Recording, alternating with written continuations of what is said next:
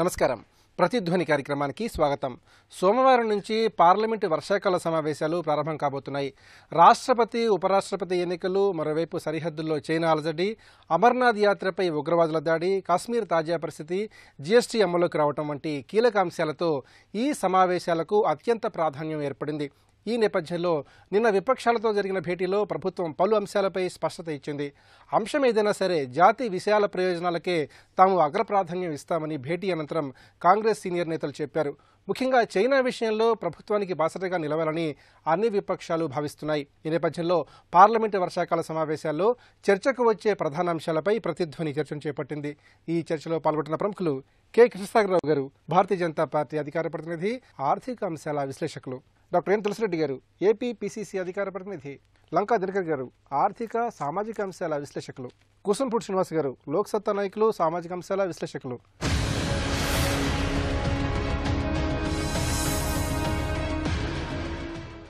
కృష్ణసాగర్ గారు, పార్లమెంటు వర్షాకాల సమావేశాలు ఎల్లుండి సోమవారం నుంచి ప్రారంభం కాబోతున్నాయి. అసలు ఈ పార్లమెంటు వర్షాకాల సమావేశాలకు ఉన్న ప్రాధాన్యతని ఏ విధంగా విశ్లేషణ చేసుకోవాలి? బడ్జెట్ తర్వాత వస్తున్న సెషన్గా దీనికి న్యాచురల్గానే ప్రాధాన్యత ఎక్కువ ఉంటుంది. అయితే ఈ సెషన్లో చాలా ప్రాముఖ్యమైన బిల్స్ని మూవ్ చేసే ఒక కార్యక్రమం ఉన్నది, ఒక ప్రణాళిక ఉన్నది. సోమవారం నాడు బిజినెస్ పెద్దగా జరగకపోవచ్చు, ఎందుకంటే వినోద్ ఖన్నా గారు, అనిల్ దావే గారు, మా ఎన్వైర్న్మెంట్ మినిస్టర్, వారు పరమపదించడం వల్ల వారిద్దరికి సంతాపం తెలిపి సభ క్లోజ్ అవుతుంది. ట్యూస్డే నుంచి మొదలయ్యే సభలో దగ్గర 9 బిల్స్, చాలా ప్రాముఖ్యమైన బిల్స్ ఉన్నాయి. ఎన్సీబీసీఏ కాకుండా తర్వాత మోటార్ వెహికల్స్ అమెండ్మెంట్ యాక్ట్ ఒకటి ఉన్నది, ట్రాన్స్జెండర్ ప్రొటెక్షన్ యాక్ట్ ఒకటి ఉన్నది, దాని తర్వాత కన్జ్యూమర్ ప్రొటెక్షన్ బిల్ ఒకటి ఉన్నది, కరప్షన్కి ఏదైతే మనం ప్రివెన్షన్ ఆఫ్ కరప్షన్ యాక్ట్కి అమెండ్మెంట్ ఒకటి ఉన్నది, విజిల్ బ్లోవర్స్ ప్రొటెక్షన్ యాక్ట్ ఒకటి ఉన్నది, తర్వాత ఆ బిల్ కూడా వస్తుంది. కన్జ్యూమర్ ప్రొటెక్షన్ బిల్ ఒకటి ఉంది. కంపెనీస్ యాక్ట్ని అమెండ్ చేస్తూ కూడా ఒక బిల్ తీసుకురావడం జరుగుతూ ఉన్నది. సిటిజన్షిప్ ఏదైతే ఉన్నదో ఆ బిల్ని కూడా అమెండ్మెంట్ చేస్తూ ఆ బిల్ తీసుకురావడం జరుగుతుంది. దగ్గర 9 బిల్స్ని ప్రజెంట్ చేయడం జరుగుతుంది. అవి 2 సభల్లో కూడా పాస్ అయ్యి యాక్ట్స్ అయ్యే విధంగా ప్రభుత్వం ఒక ప్రణాళిక ఉన్నది. అపార్ట్ ఫ్రమ్ దాట్, మనం ఈ పార్లమెంటరీ సెషన్కి ముందే నిన్ననే రాజ్నాథ్ సింగ్ గారి ఆధ్వర్యంలో, సుష్మా స్వరాజ్ గారి ఆధ్వర్యంలో ఒక ఆల్ పార్టీ మీటింగ్ జరగడం జరిగింది. ఆ ఆల్ పార్టీ మీటింగ్ కూడా చాలా ఇంపార్టెన్స్ ఎందుకుంది అంటే, ఇక్కడ డోక్లాం అనే ఒక ఏరియాలో, అంటే చికెన్ నెక్ లాంటి ఒక ట్రై జంక్షన్, 3 దేశాలకి సంబంధించిన ఒక జంక్షన్, చాలా క్రిటికల్ స్ట్రాటజిక్ ప్లేస్లో జరుగుతూ ఉన్న ఒక స్టాండ్ ఆఫ్ ఏదైతే దేశాల మధ్య జరుగుతూ ఉందో, భూటాన్కి చైనాకి మధ్య జరుగుతున్న దానికి మన ఇన్వాల్వ్మెంట్ అక్కడెక్కడైతే ఉన్నదో చైనాతోనే జరుగుతూ ఉన్న స్టాండ్ ఆఫ్, దాని మీద ఒక అప్డేట్ ఇవ్వడం జరిగింది. ఈ పార్లమెంట్ సెషన్లో ప్రతిపక్ష పార్టీలు తప్పకుండా కూడా అమర్నాథ్ యాత్ర మీద, వెస్ట్ బెంగాల్లో జరుగుతున్న రైట్స్ మీద, అస్సాంలో ఉన్న ఫ్లడ్ సిచ్యువేషన్ మీద, తర్వాత ఈ డోక్లాం ఇష్యూ మీద ఈ చర్చ వచ్చే అవకాశాలు అయితే పెద్ద ఎత్తున ఉన్నాయి. వారి వ్యూహం ఎట్లున్నా కూడా ప్రభుత్వం మాత్రం అభివృద్ధి ఒక ఎజెండాగా ఈ సెషన్స్ని కంప్లీట్గా యూటిలైజ్ చేసుకుంటూ ఈ ప్రాముఖ్యమైన బిల్స్ ఏవైతే పెండింగ్ ఉన్నాయో ఆ పెండింగ్ బిల్స్ అన్నిటిని ముందుకు తీసుకుపోవాలనే ఒక ధ్యేయంలో ఉంది. అన్నిటికంటే ప్రాముఖ్యమైన ఈ వెనుకబడిన తరగతుల వారి రాజ్యాంగబద్ధత ఏదైతే కల్పిస్తూ ఉన్నామో భారత ప్రభుత్వం, అది దాన్ని ఎట్టి పరిస్థితుల్లో కూడా అడ్డుకోకుండా ముందుకు తీసుకుపోవాలన్నది మా ధ్యేయంగా ఉంది. తులసిరెడ్డి గారు, అధికార పక్షంతో సైద్ధాంతికంగా కొన్ని విభేదాలు ఉన్నప్పటికీ కొన్ని అంశాలపై ప్రభుత్వంతో కలిసి వస్తామని నిన్న హోంమంత్రి సారథ్యంలో జరిగిన అఖిలపక్ష సమావేశంలో కాంగ్రెస్ పార్టీ సీనియర్ నేతలు స్పష్టంగా చెప్పారు. మొత్తంగా చూసినట్లయితే ఈ పార్లమెంటు వర్షాకాల సమావేశాల్లో కాంగ్రెస్ పార్టీ వ్యూహాలు ఏ విధంగా ఉండనున్నాయి? జాతి ప్రయోజనాల దృష్ట్యా డెఫినెట్గా వచ్చేసేసి దేశమంతా ఒకటిగా ఉండాలా, పార్టీలకు అతీతంగా ఒకటిగా ఉండాలా, అది కాంగ్రెస్ స్టాండ్. కాబట్టి దేశం ఫస్ట్, పార్టీ నెక్స్ట్, వ్యక్తి లాస్ట్. ఇది ఇక నాకు తెలిసి చైనా సంబంధించి చాలా సెన్సిటివ్ ఇష్యూ. దీన్ని డెఫినెట్గా సపోర్ట్ ఉంటుంది. దీనికి ఎక్కువ చర్చనీయాంశం పెట్టడం వల్ల ఉపయోగం ఉండదు. పార్లమెంట్లో కూడా ఇది యుద్ధ వ్యూహం. ఇది యుద్ధ వ్యూహంలో అదేమో కమ్యూనిస్ట్ కంట్రీ, ఇదేమో డెమోక్రటిక్ కంట్రీ అని మన వ్యూహం వచ్చేసి వాళ్ళ వ్యూహం తెలియదు మనకు. మన వ్యూహం వచ్చేసి చర్చల్లో పద్ధతి తెలిస్తే అది బెడిసి కొడుతుంది. కాబట్టి దీన్ని పార్లమెంట్లో కూడా దీన్ని ఎక్కువ చర్చించే బదులు దీన్ని ప్రభుత్వానికి పూర్తి మిలిటరీకి పవర్స్ ఇచ్చి ప్రభుత్వానికి సహకారం ఇవ్వడమే దీంట్లో ఉంటుంది. కానీ అది ఇంకా పార్లమెంట్లో ఈ యొక్క డోక్లాం విషయం ఎక్కువ చర్చకు పెట్టడం కూడా అది మంచిది కాదు అని నా అభిప్రాయం. ఇద్దరి దగ్గర న్యూక్లియర్ పవర్స్ ఉన్నాయి కాబట్టి దాన్ని చాలా కేర్ఫుల్గా వచ్చేసి సామధాన భేదండోపాయాలతో దీని వ్యూహము చదరంగంలో కదా ఒక స్టెప్ వేసి ఎట్లన్నా ఆ టైపులో చేయాల్సిందే. కాబట్టి ఆ యాంగిల్లో పోవాలి దానికి సంబంధించి. సరే ఏ యాక్షన్ తీసుకున్నా కానీ జాగ్రత్తగా తీసుకోండి అని చెప్పడం జరుగుతుంది. దేశ ప్రయోజనాల దృష్ట్యా నష్టం జరగకుండా ఆ విధంగా ఉంటుంది. ఇంకా మిగతా అంశాలు వచ్చేసి డెఫినెట్గా వచ్చేసి రాష్ట్రపతి ఎన్నిక అనేది ఒకటి ఉంది. అది ఇంకా సరే ఆల్మోస్ట్ అది ఇంకా పోలింగే ఉంటుంది. ఉపరాష్ట్రపతి ఎన్నిక ఒకటి ఉంటుంది. ఇది కాక జమ్మూ కాశ్మీర్ ఇష్యూ మాత్రము ఇది ఎందుకంటే ఏదో ఒక్కసారి సర్జికల్ దాడులు చేసినందుకే ఘనంగా చెప్పుకోవడం జరిగింది. ఈరోజు రోజు సర్జికల్ దాడులు జరుగుతున్నాయి. ఉగ్రవాదుల నుండి పాకిస్తాన్ సైన్యం నుండి జమ్మూ కాశ్మీర్లో ప్రతిరోజు సర్జికల్ దాడులు వాళ్ళు చేస్తూ ఉన్నారు. కాబట్టి ఇది డెఫినెట్గా వచ్చేసి ఒక ప్రధానమైన అంశం అవుతుంది మన అమర్నాథ్ యాత్రికులు కానీ ఇది అనంతనాగ్ది. దీనికి తోడు రైతుల ఆత్మహత్యలు వచ్చేసి అనేక రాష్ట్రాల్లో ఇది ప్రధానమైన సమస్యగా ఉంది. తర్వాత నోట్ల రద్దు జరిగి 6 నెలలు అయినప్పటికీ స్టిల్ దాని ప్రకంపనలు ఇంకా మనము ఇప్పటికీ చూస్తున్నాము. తర్వాత ఈ లోపలనే పాస్ అయినటువంటి జిఎస్టీ యొక్క దాని పర్యవసానాలు చూస్తున్నాము. ఇప్పటికి కూడా అనేక చోట్ల వస్త్ర వ్యాపారులు బంధులు పాటిస్తూ ఉన్నారు. కాబట్టి ఆ ఇష్యూ కూడా మాట్లాడాల్సి వస్తుంది. వారు చెప్పినట్లు వెస్ట్ బెంగాల్లో గూర్ఖాలాండ్ ఇష్యూ కూడా డెఫినెట్గా వచ్చేసి అది సరిహద్దు ప్రాంతంలో ఉండేది కాబట్టి దాని ఎఫెక్ట్ ఏ విధంగా వచ్చేసి మనకు సిక్కింలో డోక్లాం ఇష్యూ ఉందో దగ్గర ఆ ప్రాంతంలో ఉండే ఇష్యూ కాబట్టి దీని గురించి కూడా చాలా జాగ్రత్తగా చూసుకోవాలా. ఇంకా ఏపీకి సంబంధించి ఏమన్నా ఈ యొక్క నియోజకవర్గాల పెంపు వచ్చినప్పుడు అది కూడా ఒక ఇష్యూ అవుతుంది. లేదంటే ప్రధానమైన ఇష్యూస్ ఇవి కాక ఎప్పటికప్పుడు కొన్ని ఇష్యూస్ రావచ్చు. కాబట్టి డెఫినెట్గా ఈ ఇష్యూస్ మీద డిస్కషన్ చేయాల్సిందే. సరే వాళ్ళు చెప్పినట్టు అధికార పార్టీ పరంగా వాళ్ళకు బిల్స్ ఉంటాయి, ఆ బిల్స్ గురించి జరగాల్సిందే. కానీ ఓవరాల్గా జాతీయ ప్రయోజనాల దృష్ట్యా మాత్రము దేశమంతా ఒకటిగా ఉంటుంది. దినకర్ గారు, రాష్ట్రపతి ఉపరాష్ట్రపతి ఎన్నికల వేళ పార్లమెంటు వర్షాకాల సమావేశాలు జరగబోతున్నాయి. ముఖ్యంగా సరిహద్దుల్లో చైనా అలజడి అలాగే అమర్నాథ్ యాత్రికులపై ఉగ్రవాదుల దాడి నేపథ్యంలో ఈ పార్లమెంటు వర్షాకాల సమావేశాలు వేడిగా జరగడానికి ఎంతవరకు ఆస్కారం ఉంది?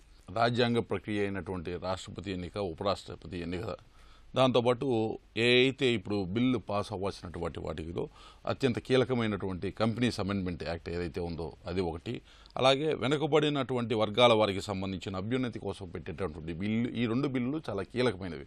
ఒకటి ఆర్థికపరమైనటువంటి అంశాలకి సంబంధించినటువంటి బిల్లు ఒకటైతే, ఇంకొకటి దేశంలో ఉన్నటువంటి వెనుకబడిన వర్గాల వారికి సంబంధించినటువంటి ఉన్నతి కలిగించేటటువంటి బిల్లు. అంటే అత్యంత కీలకమైనటువంటి సమావేశాలు జరిగేటటువంటి తరుణం.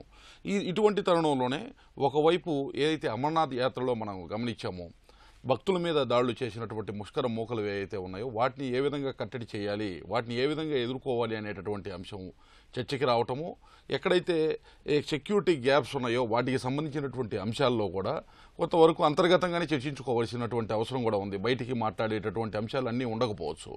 అలాగే చైనాకి సంబంధించి సిక్కిం దగ్గర, ఇప్పుడు భూటాన్ దగ్గర వారు వేయబోయేటటువంటి రోడ్లు డోక్లాం దగ్గర ఏదైతే ఉందో ఆ రహదారులకి సంబంధించినటువంటి వివాదం గత 1 మాసం నుంచి జరుగుతున్నటువంటి ఏదైతే కవ్వింపు చర్యలు ఉన్నాయో వాటికి సంబంధించి కూడా తిరోధకాలు ఇచ్చేటటువంటి విధంగా ఏ విధంగా చర్యలు తీసుకోవాలి. ఇప్పుడు ఇవాళ ఉన్నటువంటి ఆర్థిక పరిస్థితులు కానీ స్థితిగతుల నేపథ్యంలో యుద్ధం అనే దానికి ఎవరు కూడా ఏ పక్షం కూడా అంత సానుకూలంగా ముందుకు వెళ్ళేటటువంటి అవకాశం లేదు. ఈ ఆంధ్రప్రదేశ్కి సంబంధించినటువంటి పునర్విభజన చట్టంలో ఉన్నటువంటి హామీలకి సంబంధించి ఇప్పటికే చంద్రబాబు నాయుడు గారు పార్లమెంట్లో ఏ విధంగా వ్యవహరించాలి అనేటటువంటి దాన్ని కూడా పార్లమెంటు సభ్యులకి దిశ నిర్దేశించడం జరిగింది. ముఖ్యంగా సెక్షన్ 26 ఏపీ రీఆర్గనైజేషన్ యాక్ట్ పునర్విభజన నియోజకవర్గాలకి సంబంధించినటువంటి అంశం కూడా ఈ సమావేశాల్లో రావచ్చు. ఏది ఏమైనప్పటికీ దేశ సమగ్రత, సార్వభౌమాధికారాన్ని కాపాడుకునేటటువంటి విధంగా అన్ని పార్టీలు కూడా, అన్ని పక్షాలు కూడా ఒక తాటి మీదకి వస్తామనే సంకేతాలు అయితే మటుకి ఆ అంశం మీద ఇప్పటికీ ఇవ్వడం జరిగింది. కాబట్టి అది శుభపరిణామం. అందరూ కూడా కట్టడి చేయాల్సినటువంటి బాధ్యత, ఒకవైపు చైనాని కానీ మరోవైపు పాకిస్తాన్ని కానీ కట్టడి చేయాల్సినటువంటి బాధ్యత ఏదైతే ఉందో దానికోసం అందరూ కూడా ముందుకు నడవాల్సినటువంటి అన్ని రాజకీయ పక్షాలు కూడా ముందుకు నడవాల్సినటువంటి సమయం అయితే ఆసనమైంది. ఆ విధంగానే ఇక్కడ పరిస్థితులు అయితే కనపడతా ఉన్నాయి. శ్రీనివాస్ గారు, పార్లమెంటు సమావేశాలు వాయిదాల పర్వంగా కొనసాగడం పరిపాటిగా మారింది. అయితే జాతి విశాల ప్రయోజనాల దృష్ట్యా ప్రభుత్వానికి కొన్ని అంశాల్లో సహకరిస్తామని విపక్షాలు చెబుతున్నాయి. మరి ఈ సమావేశాలు ఏ విధంగా కొనసాగే అవకాశం ఉంది? పార్లమెంట్ సెషన్ స్టార్ట్ అవడం, డిస్కషన్ మీద పూర్తిగా కూడా డిస్కషన్ జరగకుండా వాయిదాల పర్వాలు జరగడం అనేది మనం గత పార్లమెంట్ సెషన్స్ అనేవి జరుగుతున్నాయి. ఇప్పుడు ఈ వర్షాకాల పార్లమెంట్ సమావేశాల్లో అంతర్జాతీయ మన ఇంటర్నేషనల్గా ఉన్న సమస్యలు కానీ దేశం లోపల ఉన్న సమస్యలు కానీ అనేక సమస్యల మీద చర్చించవలసిన అత్యంత ఇంపార్టెంట్ అయిన సమావేశాలు ఇవి. అందులో ప్రతి ఒక్క నిమిషానికి 3 లక్షల రూపాయలు ఖర్చు అవుతుంది ఒక పార్లమెంటు సమావేశానికి. ఇదంతా ప్రజాధనం. ఇంత ప్రజాధనం ఉపయోగించి మనం చేస్తున్న పార్లమెంట్ సమస్యలు అంటే ప్రజాస్వామ్యానికి అర్థమే హేతుబద్ధమైన చర్చ లేకుండా బిల్లులు ప్రవేశపెట్టడాలో లేకపోతే అంటే బలం ఉంది కదా అని చెప్పేసి అధికార పక్షం ఏకపక్షంగా నిర్ణయాలు తీసుకోవడం కానీ లేదంటే అధికార పక్షం ఏం చేసినా తప్పే కాబట్టి దాన్ని వ్యతిరేకించడం అనేది కాకుండా పూర్తి స్థాయిలో చర్చ జరగవలసిన అవసరం ఎంతైనా ఉంది. ఇందాక సార్ చెప్పినట్టు అత్యంత ఇంపార్టెంట్ ముఖ్యమైన బిల్లులని ఈ పార్లమెంట్ సెషన్స్ ప్రవేశపెడుతున్నారు. అందులో మాకు తెలిసి ఈ రోజున దేశం మొత్తానికి కూడా అత్యంత ప్రమాదకరంగా మారినటువంటి కరప్షన్ అవినీతి మీద కూడా ఒక బిల్లు అమెండ్మెంట్ అదొకటి జరుగుతుంది. దాని మీద పూర్తి స్థాయిలో చర్చ జరగాలి. ఎందుకంటే దాంట్లో కొన్ని బిల్లులో ఉన్న లోపాల మీద కూడా చాలామంది ప్రజా సంఘాలు కూడా లెటర్లు కూడా జరిగింది. 17A కానీ సెక్షన్ 8 కానీ అంటే లంచం తీసుకునే అధికారుల మీద చర్యలు తీసుకునే కంటే లంచం ఇచ్చే వాళ్ళ మీద ఎక్కువగా తీసుకున్నట్టుగా ఉన్నాయి కాబట్టి వాటి మీద పూర్తి స్థాయిలో చర్చ జరగాలి. అదే సందర్భంలో రాష్ట్రపతి ఎన్నికలు కూడా చర్చ జరుగుతుందో పక్క నుంచి ఎన్నికలు కూడా 20వ తారీఖునే అతను ప్రమాణ స్వీకారం చేసిన పరిస్థితులు ఉన్నాయి. అంటే రాష్ట్రపతి అభ్యర్థుల మీద కొన్ని ప్రతిపక్షాలు ప్రశ్నలు లేవనెత్తుతాయి కాబట్టి వాటి మీద కూడా సమాధానం చెప్పవలసిన అవసరం ప్రభుత్వానికి ఉంది. దాంతోపాటు అత్యంత ఇంపార్టెంట్ డిమానిటైజేషన్ తర్వాత జరిగిన పరిణామాలు ఇప్పటికే దానికి ఉన్న లోటుపాట్లు వాటి మీద కూడా కొన్ని ప్రశ్నలు లేవనెత్తే పరిస్థితులు ఉన్నాయి. దాంతోపాటు జిఎస్టీ వచ్చిన తర్వాత ప్రదేశం అంతా ఒక విధమైన అపోహలు అయితే ఉన్నాయి. అది మంచో చెడ్డది అంటే ఒక 1 మార్క్ క్వశ్చన్ లాగా అది మంచిది లేదా చెడ్డదని చెప్పే ప్రశ్న కాకుండా దాంట్లో ఉన్న లోటుపాట్ల మీద చర్చ జరగాల్సిన ఉంది. వీటన్నిటితో పాటు అంతర్జాతీయ సమస్య అయినటువంటి ఈ రోజున చైనా ఇష్యూ కూడా చాలా సెన్సిటివ్ ఇష్యూ. ఏదో మీసాలు మెలిదిప్పి యుద్ధాలకి వెళ్ళడే కాదు. ఎందుకంటే చైనాతో పాటు మన 1962లో ఉన్న పరిస్థితులు వేరు, ఇప్పుడు ఉన్న పరిస్థితులు వేరు. మొత్తం ప్రపంచం అంతా కుగ్రామై ఉండి వ్యాపారంగా కుగ్రామం చేసుకున్న పరిణామాల్లో ఈ టైంలో ఈ రోజున ఏదో యుద్ధ రంగానికి దూకేదే కాకుండా పూర్తి స్థాయిలో ఒక చర్చల ద్వారా ఈ సమస్యను పరిష్కరించుకోవాల్సిన అవసరం ఉంది. జాతీయ సమస్యలు అంతర్జాతీయ సమస్యలు ఇటు రాష్ట్ర సమస్యల మీద పూర్తి స్థాయిలో జరిగే సమస్యలు చర్చ కాబట్టి వాదోపవాదాలు లేకపోతేనేమో చర్చలు పక్కన దోవన పట్టించి మొత్తం పార్లమెంట్ బహిష్కరణే కాకుండా పూర్తి స్థాయిలో చర్చ జరిగితే ప్రజలకు ఉపయోగం ఉంటుంది, దేశానికి ప్రయోజనకరంగా ఉంటుంది. కృష్ణసార్ గారు, చైనాతో సరిహద్దు వివాదం విషయంలో కొన్ని అంశాల దృష్ట్యా ప్రభుత్వానికి అన్ని విధాలా బాసటగా నిలుస్తామని ఇప్పటికే ప్రతిపక్షాలు ప్రభుత్వానికి వాగ్దానం చేశాయి. మరి ఇదే స్ఫూర్తిని ఇదే సమైక్య రాగాన్ని మిగతా రోజుల్లో కూడా ప్రతిపక్షాలు ఎంతవరకు అనుసరించాల్సిన అవసరం ఉంది? జాతి భద్రతా విషయంలో, నేషనల్ సెక్యూరిటీ, నేషనల్ ఇంటిగ్రిటీ విషయంలో ఎప్పుడు కూడా ప్రతిపక్ష పార్టీలన్నీ కూడా కలిసి ప్రభుత్వంతో పనిచేయాల్సిన అవసరం ఉన్నది. దీనికి మనకి కన్వెన్షన్స్ ఉన్నాయి, ట్రెడిషన్స్ ఉన్నాయి, బెస్ట్ ప్రాక్టీసెస్ ఉన్నాయి. ఇప్పుడు భారతీయ జనతా పార్టీ 2వ టర్మ్ మాత్రమే ఈరోజు భారతదేశంలో ప్రభుత్వం నడిపిస్తూ ఉంది. ఇంతకుముందు 66 సంవత్సరాలు కాంగ్రెస్ పార్టీ నడిపించింది. అప్పుడు కూడా ఎప్పుడైతే విదేశీ ఇష్యూస్ వచ్చినాయో, ఎక్స్టర్నల్ అఫైర్స్ ఇష్యూస్ వచ్చినాయో తప్పకుండా కూడా Bharatiya Janata party full ఫ్లెజ్డ్గా support ఇవ్వడం జరిగింది. అదే మేము కూడా కోరుకుంటా ఉన్నాం. అయితే మేము ఆప్టిమిస్టిక్ అయినప్పటికీ ఈ సెషన్ కరెక్ట్గా జరుగుతుందని, ఇన్ని బిల్స్ కరెక్ట్గా పాస్ అవుతాయని కాంగ్రెస్ వైఖరి చూస్తూ ఉంటే ఆ విధంగా జరిగేటట్టు అనిపించటం లేదు. పార్లమెంట్ అంటే వారంతా అంటే ఇప్పుడు తులసిరెడ్డి గారి అంత సహృదయంగా జాతీయ పార్టీ అక్కడ నడుస్తున్నట్టు కనబడతలేదు. విషయం జాతీయ భద్రతకి సంబంధించింది అయినా కూడా అసలు జాతి అంటే భారతదేశంలో జరిగే టెర్రరిస్ట్ దాడులన్నిటికీ కూడా ప్రైమ్ మినిస్టర్ నరేంద్ర మోదీ గారి కారణం, వారే స్పేస్ ఇస్తూ ఉన్నారు టెర్రరిజంకి అనే మాటలు కూడా కాంగ్రెస్ పార్టీ అధినాయకులు మాట్లాడుతూ ఉన్నారు. తర్వాత చైనాతోని మనకున్న ఇష్యూ ఈ రోజుది కాదు, ఇది మనం ఇన్హెరిట్ చేసుకున్న ప్రాబ్లం. ఇదేదో భారతీయ జనతా పార్టీ 2000లోనో 2000లోనో వాజ్పేయి గారు ఉన్నప్పుడు లేకపోతే ఇప్పుడు నరేంద్ర మోదీ గారు ఉన్నప్పుడు వచ్చిన ప్రాబ్లం కాదు. ఈ సరిహద్దు వివాదాలన్నది 2175 కిలోమీటర్ల సరిహద్దు ఏదైతే మనం ఎల్ఏసీ ఉందో ఆ ఎల్ఏసీలో ఎక్కడ కూడా ఏ కిలోమీటర్ కూడా మనం మ్యూచువలీ అగ్రీడ్ టెరిటరీ కాదు, బార్డర్ కాదు. కాబట్టి ఏది అగ్రీడ్ టెరిటరీ కానప్పుడు, బార్డర్ కానప్పుడు తప్పకుండా కూడా వాటి మీద ఇష్యూస్ ఎప్పుడు వస్తూ ఉంటాయి. చారిత్రాత్మకంగా మనకి ఇష్యూస్ ఉన్నాయి. కాబట్టి 1947 నుంచి మొదలైన ఈ ఇష్యూ ఇప్పటి వరకు కూడా మనం రిజాల్వ్ చేసుకోలేకపోతున్నాం. అంటే ఇంతకు ముందున్న గవర్నమెంట్స్ ఏం చేశాయనే ప్రశ్న ప్రజల మధ్యలో తప్పకుండా కూడా మైండ్స్లో వస్తుంది. అయితే ఈరోజు మొత్తం యావత్ ప్రపంచాన్ని ఏకీకృతం చేస్తూ భారతదేశ పరిస్థితిని కొంచెం బలోపేతం చేసి వ్యూహాత్మకంగా, ఎందుకంటే మనం ఎంత మిత్రత్వం కోరుకున్నా కూడా చైనాకి జియో పొలిటికల్ సిచ్యువేషన్ ఎట్లున్నది అంటే ఈ కాంటినెంట్లో ఇద్దరు సూపర్ స్టార్స్ ఉండలేరు, ఇద్దరు సూపర్ పవర్స్ ఎట్టి పరిస్థితుల్లో ఉండలేరు. కాబట్టి వారికి ఎట్టి పరిస్థితుల్లో కూడా మనం ఎంత ఎక్స్టెండ్ చేసిన ఫ్రెండ్షిప్ వారు పాకిస్తాన్తో పోయే అవకాశం ఉంది కాబట్టి దీన్ని ఎట్లా మనం రిజాల్వ్ చేయాలన్నది చూసుకోవాల్సిన అవసరం ఉంది. అంటే 1962ను కూడా వారు రెఫర్ చేస్తూ ఉన్నారు అంటే ఎస్కలేషన్ జరిగింది కాబట్టి ఆ ఎస్కలేషన్ని డీఎస్కలేట్ ఎట్ చేయాలి. ఇప్పటికే డిప్లొమాటిక్ ఛానల్స్ ఓపెన్ చేసి సుష్మా స్వరాజ్ గారు వారితోని చర్చలు చేస్తూ ఉన్నారు. కానీ ఇట్లాంటి సమయంలో కూడా ఒక చైనా రాయబారితో, ఒక టిబెటన్ రాయబారితో, తర్వాత ఫార్మర్ నేషనల్ సెక్యూరిటీ అడ్వైజర్తో కలిసి రాహుల్ గాంధీ గారు మాట్లాడడం అన్నది చాలా ఒక రాంగ్ సిగ్నల్ని పంపించినట్టు అయింది. ఎందుకంటే నార్మల్ టైంలో మీరు ఎవరిని కలిసినా కూడా ఎవరికి ప్రాబ్లం ఉండదు. కానీ ఎప్పుడైతే ఎస్కలేషన్ బార్డర్లో ఉంటుందో అప్పుడు కలిసినప్పుడు ఏమవుతుందంటే సిగ్నల్స్, మిక్స్డ్ సిగ్నల్స్ పోతాయి.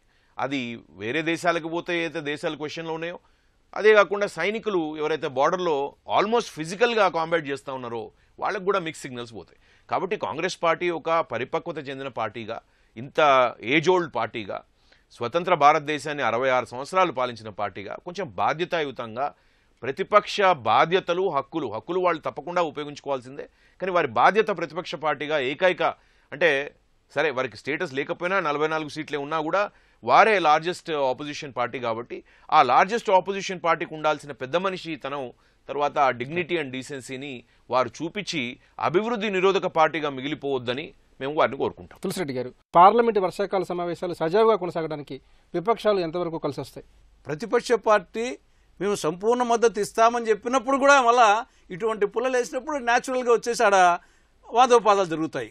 ఇక రెండవది వచ్చేసి డెఫినెట్గా నేను ముందే చెప్పాను, చైనా దానికి సంబంధించినటువంటిది ఇంకా ఎక్కువ దాని గురించి డిస్కషన్ పెట్టకుండా అది ప్రభుత్వానికి సంపూర్ణ మద్దతు ఇస్తూ మిగతా ఇష్యూస్ మీద డెఫినెట్గా మాట్లాడాల్సిందే. అది ప్రభుత్వం తరపున వాళ్ళ బిల్స్ ఉంటాయి, దాని మీద చర్చ కావాల్సిందే. యూజువల్గా నెహ్రూ గారి హయాంలో అప్పుడు ఇంకా ఇంతకంటే పెద్ద మెజార్టీ, ఇప్పుడున్న 282 2/3 మెజార్టీ ఉన్న నేపథ్యాలు కూడా ఉన్నాయి. అప్పుడు కూడా ప్రతిపక్ష పార్టీ నాయకులకు ఎక్కువ అవకాశాలు ఇచ్చేవాళ్ళు. ఎందుకంటే ప్రభుత్వం వచ్చేసి ఇప్పుడు నా వెనకలుండే మచ్చలు నాకు కనిపించవు, ముందుండే కనపడుతుంది. కాబట్టి వెనకలుండే వాళ్ళకి తెలుస్తుంది. కాబట్టి ప్రతిపక్ష పార్టీలకు అవకాశం ఇస్తే లోటుపాట్లు ఇంప్లిమెంటేషన్లో లోటుపాట్లు చెప్తే దాన్ని సర్దిద్దుకునే అవకాశం ఉంటుంది. అది డెమోక్రటిక్ స్పిరిట్ అనమాట. కాబట్టి అధికార పక్షము యాంగిల్ ఆలోచించాలా, ప్రతిపక్షం కూడా ప్రతిదీ చర్చకు పెట్టాలా. ప్రతి అంశానికి మెరిట్స్ డిమెరిట్స్ ఉంటాయి, నాణానికి బొమ్మ బరుసు అన్నట్లు.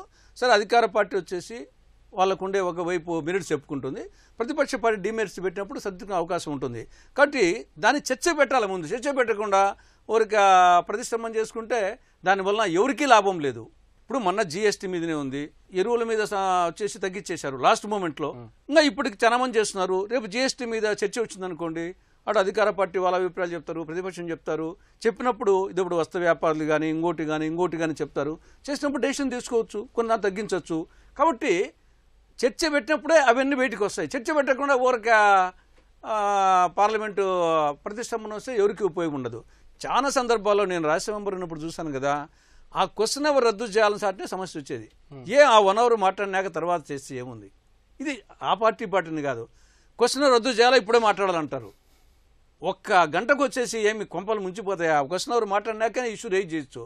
ఇంకా ఆన్నే క్వశ్చన్ అవర్ పోతుంది, ఆ రోజంతా పోతుంది. గారు, ప్రపంచ ఆర్థిక వృద్ధికి మన దేశం కేంద్రంగా మారిందని హార్వర్డ్ యూనివర్సిటీ తన అధ్యయనంలో తేల్చెప్పింది.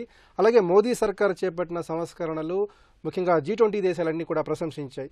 అట్లాగే GST అమల్లోకి వచ్చాక జరుగుతున్న ఈ సమావేశాలకు ఎంతో ప్రాధాన్యత ఉంది. మొత్తంగా చూసినట్లయితే కీలకమైన తరుణంలో జరుగుతున్న ఈ సమావేశాలు దేశ ఆర్థిక ప్రగతికి ఏ విధంగా దిశ కల్పిస్తాయి? మనం ప్రపంచ ఆర్థిక వృద్ధిని చూసినట్లయితే వివిధ దేశాలని 2 నుంచి 5% మధ్యలో ఉన్నాయి. దాన్ని దాటుకుని వాళ్ళ డిమానిటేషన్ ఇంత సాహసోపేతమైనటువంటి నిర్ణయం తీసుకున్నప్పటికీ కూడా 7% క్రాస్ చేసింది భారతదేశం అని అంటూ ప్రపంచం మొత్తం కూడా విస్మయం వ్యక్తపరుస్తుంది.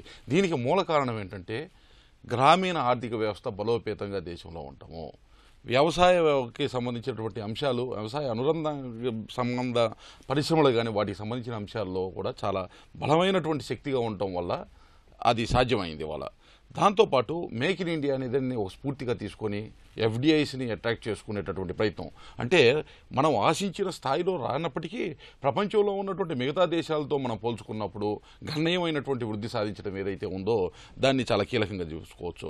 అలాగే కొంచెం పాజిటివ్గా ఉన్నటువంటి మాన్సూన్ ఋతుపవనాలు కొంచెం అనుకూలంగా ఈ సంవత్సరం ఉంటాయి అనేటటువంటి ఒక సెంటిమెంట్ కూడా మార్కెట్ని ముందుకి అనుకూలంగా నడిపిస్తూ ఉంది. వీటన్నిటితో పాటు కూడా సమర్థవంతమైనటువంటి నాయకత్వం కేంద్రంలో ఉంది అనేటటువంటి ఒక అనుకూల వాతావరణం ప్రపంచవ్యాప్తంగా ఉండడం కూడా భారతదేశం భారతదేశం మీద దృష్టి పడటానికి ఒక కారణం అని చెప్పవచ్చు. G20 దేశాలకు సంబంధించి ఏదైతే సంస్కరణలు వేగంగా ఏదైతే 1990వ సంవత్సరంలో ప్రారంభమైనటువంటి సంస్కరణలు వివిధ ప్రభుత్వాలు అమలు చేస్తూ వస్తూ మిగిలిపోయినటువంటి సంస్కరణలు ఏవైతే ఉన్నాయో వాటిని ముఖ్యంగా గమనించినట్లయితే FDIలు రిటైల్ రంగానికి సంబంధించి కానీ డిఫెన్స్ రంగానికి సంబంధించినటువంటి అంశాల్లో కావచ్చు, వీటిలో అన్నిటిలో కూడా ఒక చొరవతోటి ముందడుగు వేసినటువంటి విధానము, డిమానిటేషన్ అయిపోయిన తర్వాత బ్యాంకింగ్ సెక్టార్కి సంబంధించినటువంటి విలీనాన్ని గతంలో మన మన్మోహన్ సింగ్ గారు ప్రధానమంత్రిగా ఉన్నప్పుడు తీసుకున్నటువంటి నిర్ణయం ఏదైతే ఉందో దాన్ని అమలు పరిచేటటువంటి విధంగా బ్యాంకులు విలీనాన్ని మళ్ళీ ఒకసారి తెర మీదకి తీసుకురావటం, అంటే గత ప్రభుత్వాలు చేసినటువంటి ప్రతిపాదనలే కదా అని పక్కన పెట్టకుండా వాటిని తీసుకొని ముందుకు వెళ్ళేటటువంటి చొరవతో ముందుకు వెళ్ళేటటువంటి సంస్కరణలు ఏదైతే వేగంగా తీసుకెళ్లగలుగుతున్నామో దానివల్ల కూడా ఆర్థిక చోదక శక్తిగా ప్రపంచానికి కూడా కనబడతా ఉంది. దాంతోపాటు ఇప్పుడు GST ఏదైతే అమల్లోకి వచ్చిన తర్వాత ఒకే దేశం ఒకే పన్ను కొన్ని ఆక్షేపణలు ఉన్నప్పటికీ కూడా దాదాపు 20 సంవత్సరాల నుంచి పెండింగ్లో ఉన్నటువంటి ఈ అంశాన్ని ఎప్పుడైతే పరిష్కరించామో దేశంలో ఉన్నటువంటి వివిధ రాష్ట్రాల మధ్యలో ఉన్నటువంటి సంక్లిష్టత ఏదైతే ఉందో పన్నుల వసూలు విధానం కావచ్చు, అక్కడ వాళ్ళు అమలుపరిచేటటువంటి ప్రొసీజర్స్ కావచ్చు, రిటర్న్స్కి సంబంధించినటువంటి వ్యత్యాసాలు కానీ ఇవన్నీ కూడా దేశంలో వ్యాపారం చేసుకునేటటువంటి వారు అలాగే అంతర్జాతీయ వ్యాపారం FDI రూపంలో దేశంలోకి వచ్చే వారికి ఉన్నటువంటి ప్రతిష్టంభనను తొలగించేటటువంటి విధంగా తీసుకున్నటువంటి నిర్ణయం ఏదైతే ఉందో అది ఒకవైపు విదేశీ పెట్టుబడులకు అనుకూలంగా ఉంటూ స్వదేశంలో కూడా పన్నులను ప్రోత్సాహకరంగా ముందుకు వెళ్ళేటటువంటి సంస్కరణగా తీసుకొని పోవటం జరిగింది. భవిష్యత్తు కూడా ఎలాగా ఉండబోతుంది అనేది ఒకటి చూసినప్పుడు ప్రపంచ ఆర్థిక వ్యవస్థకి భారతదేశం ఒక చుక్కానిగా పనిచేసేటటువంటి విధంగా మటుకి ఈ యొక్క పరిణామాలు ఏవైతే ఉన్నాయో అవి మనకు కనబడతా ఉన్నాయి. శ్రీనివాస్ గారు, అధికార విపక్షాలు రెండు కూడా పట్టు విడుపుల ధోరణి ప్రదర్శిస్తేనే ఈ పార్లమెంటు వర్షాకాల సమావేశాలు సజావుగా కొనసాగడానికి అవకాశం ఉంది. మరి ఈ పరిస్థితుల్లో పాలకపక్షం అలాగే ప్రతిపక్షాలు రెండు కూడా ఎలాంటి స్పష్టమైన వైఖరి అవలంబించాలి? మన భారతదేశానికి నాకు తెలిసి ఏది శత్రుదేశం కాదు, దేశాల మధ్య విభేదాలు మాత్రమే ఉన్నాయి తప్ప ఏ శత్రుదేశం లేదు. అంటే దీన్ని పెంచి పోషించి అధికార పక్షం ఏ నిర్ణయం తీసుకోలేకపోతుంది, ఏదో ఒక సైనిక చర్య తీసుకోవాలని చెప్పేసి రెచ్చగొట్టే ధోరణిలో ప్రతిపక్షాలు ప్రవర్తించకుండా ఒక సామర్థ్య ధోరణిలో అందరూ కలిపి కూర్చుని ఈ సమస్యను పరిష్కరించే విధంగా ఒక సలహాలు కూడా ప్రధాన పక్షమైనటువంటి పాలకపక్షానికి ఇవ్వాల్సిన అవసరం ఏదైనా ఉంది. అదే సందర్భంలో GST వచ్చిన తర్వాత చాలా అపోహలు ఉన్నాయి. ఏమని ఉత్పత్తి జరిగే రాష్ట్రాలు కాకుండా వినియోగం ఎక్కడ జరుగుతుందో ఆ రాష్ట్రాలకు ఉపయోగపడుతుంది కాబట్టి దానివల్ల దక్షిణాది రాష్ట్రాలకే కొంత నష్టం కలుగుతుందనే భావన ఇక్కడ దక్షిణ రాష్ట్రాల్లో కొంతమందికి ఉన్నాయి. ఈ వీటి మీద చర్చ జరగాలి. అదే సందర్భంలో మొన్న సుప్రీంకోర్టు కూడా వ్యాఖ్య చేసింది, రైతుల ఆత్మహత్యలు దేశమంతా జరుగుతున్నాయి, ఇది రాత్రి జరిగే సమస్య పరిష్కారం జరిగేది కాదు కాబట్టి అని అంటున్నారు. అంటే దేశం మొత్తం ఇంచుమించు 60% మంది ప్రజలు ఆధారపడిన వ్యవసాయ రంగం మీద పూర్తి స్థాయిలో వ్యవసాయ రంగం మీద చర్చ జరగాల్సిన అవసరం ఉంది. అదే సందర్భంలో నేషనల్ ఎడ్యుకేషన్ పాలసీ ఒకటి కొత్తగా ప్రవేశపెడుతున్నారు కాబట్టి దాని మీద చర్చ జరగాల్సిన అవసరం ఉంది. అదే సందర్భంలో ఎన్నికల సంస్కరణలు అని చెప్పేసి అన్ని పార్టీలు కూడా రిపోర్ట్లు ఇచ్చినాయి. ఈ పార్టీ ఆ పార్టీ కాదు, దేశం మొత్తం అన్ని పార్టీలు కూడా అక్కడ ఇచ్చిన అంటే దామాషాలో ఎన్నికల పద్ధతులు కావాలని కొంతమంది అడుగుతున్నారు, తర్వాత దేశం మొత్తం ఒకేసారి ఎన్నికలు పెడుతున్నారు కాబట్టి వాటి మీద చర్చ. అంటే అత్యంత కీలకమైన సమావేశాలు ఈ వర్షాకాల సమావేశాలు. ఒక పక్కన బయట దేశాల నుంచి సమస్యలతో పాటు దేశంలో ఉన్న అనేక సందర్భాలు అనేక బిల్లుల మీద చర్చించిన అవసరం ఉంది. కాశ్మీర్ ఇష్యూ మాట్లాడినా, చైనా ఇష్యూ మాట్లాడినా గతంలో చేసిన కొన్ని తప్పిదాల వలన ఈరోజు మనం అనుభవిస్తున్నాం. అటువంటి తప్పిదాలు జరగకుండా పూర్తి స్థాయిలో చర్చ జరిగి ఏదైనా సమస్యలు పరిష్కరించుకుంటే భావితరాలు కూడా సంతోషిస్తే దేశ ప్రగతికి ప్రయోజనం కలుగుతుంది. సోమవారం నుంచి మొదలయ్యే పార్లమెంటు వర్షాకాల సమావేశాలు మోదీ ప్రభుత్వానికి అత్యంత కీలకమైనవి. దేశ ప్రయోజనాల లక్ష్యంగా చైనా విషయంలో విపక్షాలు ప్రభుత్వానికి బాసటగా నిలవాలని భావించడం శుభపరిణామంగా కనిపిస్తోంది. ఇది నేటి ప్రతిధ్వని. నమస్కారం.